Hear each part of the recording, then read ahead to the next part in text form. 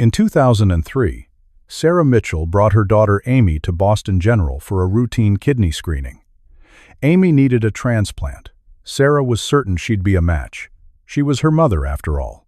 The DNA test came back impossible. According to the lab, Sarah Mitchell was Amy's aunt, not her mother. But Sarah had given birth to Amy. She had the C-section scar, the hospital records, the photos from the delivery room, 9 months of pregnancy documented by her doctor. Yet science said she was lying. The hospital ordered more tests. Sarah's son, 5-year-old Jake, was tested too. Same result. Sarah was his aunt, not his mother. The woman who'd carried both children, delivered both children, raised both children for years, wasn't genetically their mother. Medical impossibility. Except it was happening. Then Dr. Rebecca Hayes found the answer in Sarah's thyroid tissue. Different DNA. Completely different from her blood. Sarah Mitchell wasn't one person. She was two. A chimera. 2 embryos fused in the womb before birth. One embryo became her blood, her skin, her brain. The other became her reproductive organs. When Sarah got pregnant, her ovaries carried DNA from her absorbed twin. Her children were technically her nieces and nephews, born from an aunt who never existed, a ghost sibling, living inside Sarah's body, becoming a mother through her. Sarah stared at the test results in Dr. Hayes' office. Papers scattered across the desk, like evidence of a crime that never happened. "This is insane," she said. "How is this possible?" "Chimerism is rare," Dr. Hayes explained. "Maybe 1 in 100 people. Most never know. Your twin was absorbed early, probably in the first few weeks. You've been 2 people your entire life. Amy needs a kidney." Sarah's voice cracked. "Can I still donate?" "We'll test your kidney tissue. If it matches the DNA of your reproductive organs, you'll be compatible. But if it matches your blood DNA," the hospital paused. "Then no.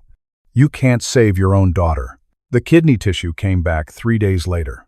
Wrong DNA. Sarah's kidneys belonged to the twin who'd become her blood and organs, not the twin who'd become her ovaries. Amy would need another donor. Sarah went home, told her husband David what the doctors had said. He sat at their kitchen table, silent, trying to process. "So our kids aren't yours. They're my sister's. A sister who never lived. A sister I absorbed." David rubbed his face. "This is like science fiction. It's genetics." Sarah looked at Amy playing in the living room. Pale, tired, needing dialysis 3 times a week. "And I can't help her. Can't give her my kidney because half of me is a stranger." They found a donor eventually. David's brother matched. Amy got her transplant. Recovered fully. But Sarah couldn't shake the feeling.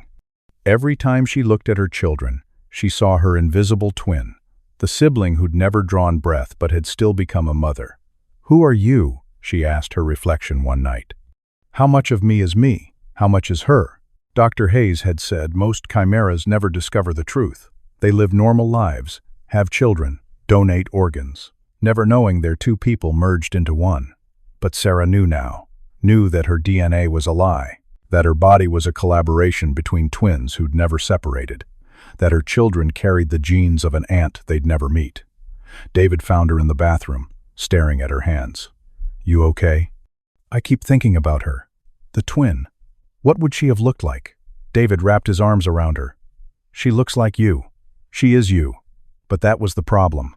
Sarah wasn't sure where she ended, and her twin began. The hospital wanted to study her case, document it for medical journals. Sarah refused. Didn't want to be famous for being 2 people. Didn't want Amy and Jake to grow up known as the kids whose mom was her own aunt. Years passed. Amy graduated high school, healthy, thriving. Jake became a college athlete, normal kids with extraordinary genetics. Sarah tried to forget about the tests, the impossible results. But then Amy got pregnant at 23. Sarah sat with her in the obstetrician's office, watched as they took Amy's blood for routine screening, waited for the results that would say everything was normal.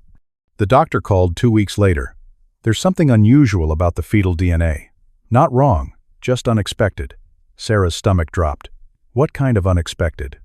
"The baby's DNA suggests you're not the mother, that you're the aunt." Amy looked at Sarah. Oh God, am I like you? They tested Amy's reproductive tissue. Positive. Another chimera. The genetic quirk had passed from Sarah to her daughter. Amy was carrying her invisible twin's child, just like Sarah had carried Amy. 3 generations of ghost siblings becoming mothers without ever being born. Is this going to keep happening? Amy asked. Every generation? Dr. Hayes, now retired but consulting on the case, shook her head. Chimerism doesn't usually run in families. This is extraordinary. 2 confirmed cases, mother and daughter. Sarah held Amy's hand. We're okay. You're okay. Your baby will be okay. But Amy was crying. I wanted my child to be mine. She is yours. She's just complicated. Like us. The baby was born healthy, a girl they named Grace. Sarah held her granddaughter, wondering whose DNA she carried, which version of Amy had created her. Whether Grace would grow up to be a chimera too. The doctors wanted to test Grace immediately. Amy refused. Let her be normal for a while. Let her just be a baby. Sarah understood. Some truths could wait.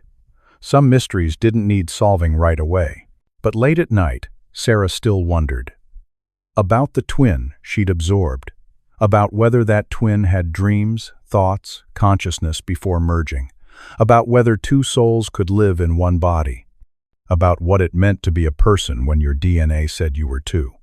David found her researching chimerism online. Articles about cases where people were denied passports because their DNA didn't match their children. Stories of parents accused of kidnapping their own babies. Legal nightmares caused by genetics that didn't follow the rules. You're spiraling, he said gently. I need to understand. Why? Does it change anything? You're still you. You're still their mother. But which me is their mother? The me with brown eyes or the twin I absorbed who gave them her genes? David sat beside her. The you who stayed up all night when they had fevers. The you who taught them to ride bikes.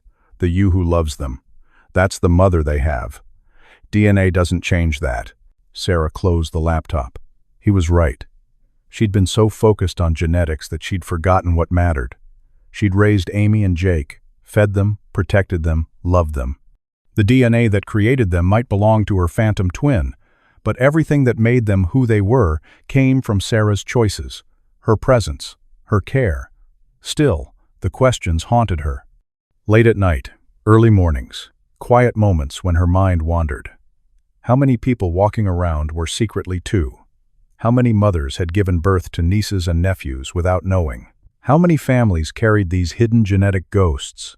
Dr. Hayes published a paper about Sarah and Amy's case, changed their names, protected their privacy. But the medical community was fascinated.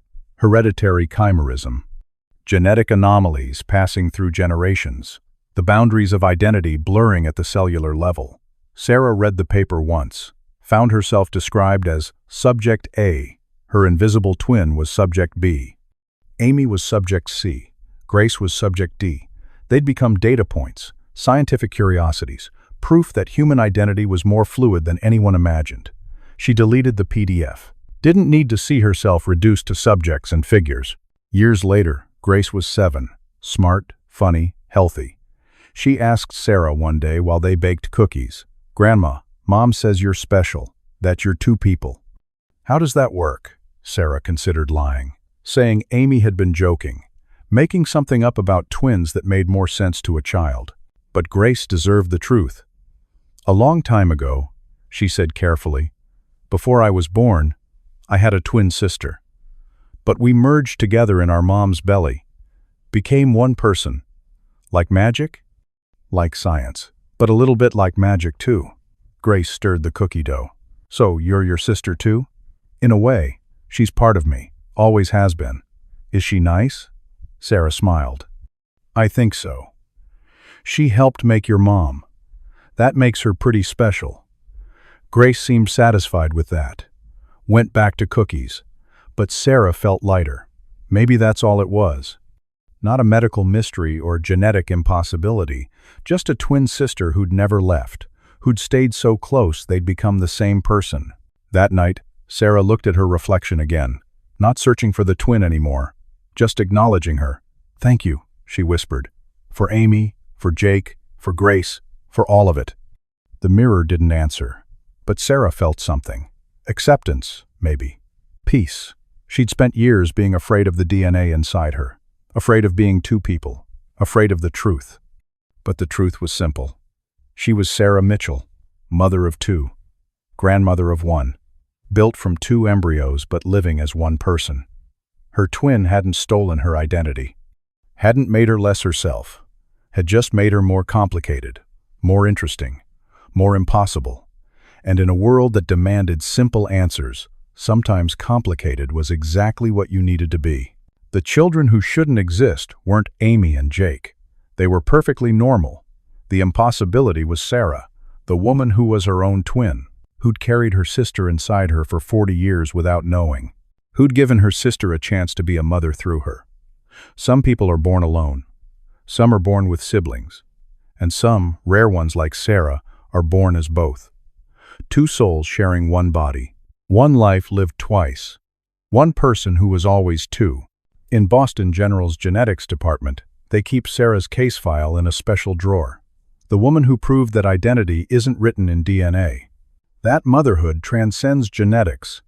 That family is more than blood tests and tissue samples. Dr. Hayes retired, but she still thinks about Sarah and Amy, about Grace, about the invisible twins who became mothers without ever existing, about the children who shouldn't be possible but are, healthy, loved, real. Sarah doesn't think about it much anymore. The chimerism, the absorbed twin, the genetic impossibility of her existence. She's too busy living, too busy being a grandmother, too busy making cookies and braiding Grace's hair and watching Jake's football games and celebrating Amy's successes. Too busy being exactly who she's always been. One woman, two DNAs. A mother, a grandmother, a chimera, a miracle. A person who exists despite science saying she shouldn't. Because in the end, that's all any of us are. Impossible beings living impossible lives. Walking contradictions. Genetic mysteries. But alive anyway. Loved anyway. Real anyway. Sarah Mitchell and her invisible twin. Two sisters who became one person. Two DNAs in one body. Two lives merged so completely that only a kidney transplant could reveal the truth. And, somewhere in Boston, a little girl named Grace plays with her toys. Unaware that she might carry the same secret. Unaware that she might be two people too. Unaware that her grandmother's invisible twin is also her great-aunt. Unaware of everything except that she's loved. And maybe that's all that matters. Not the DNA, not the genetic tests, not the impossibility of existence. Just the love, just the family, just the ordinary miracle of being alive. Some siblings live together, some grow up apart, and some, rarest of all, never separate at all. They merge, become one. Live as a single person with two genetic souls, invisible. Impossible. Real. Sarah Mitchell's twin never drew breath, never opened her eyes, never lived outside the womb, but she became a mother anyway, through Sarah, through Amy, through Grace. 3 generations of impossible children, born from invisible twins, existing despite genetics saying they shouldn't. Proof that family is more complicated than any DNA test can measure. That identity is more fluid than any textbook teaches, that some of us are mysteries, even to ourselves. And Sarah? She's made peace with her complexity, embraced her twin, accepted that she'll never know where she ends and her sister begins. Because maybe there is no line. Maybe they were always meant to be one person, 2 embryos with one destiny, one life lived for both of them, one woman carrying her twin forward into the future, through children, through grandchildren, through generations of impossible existence, the siblings who shouldn't exist, but do, and always will.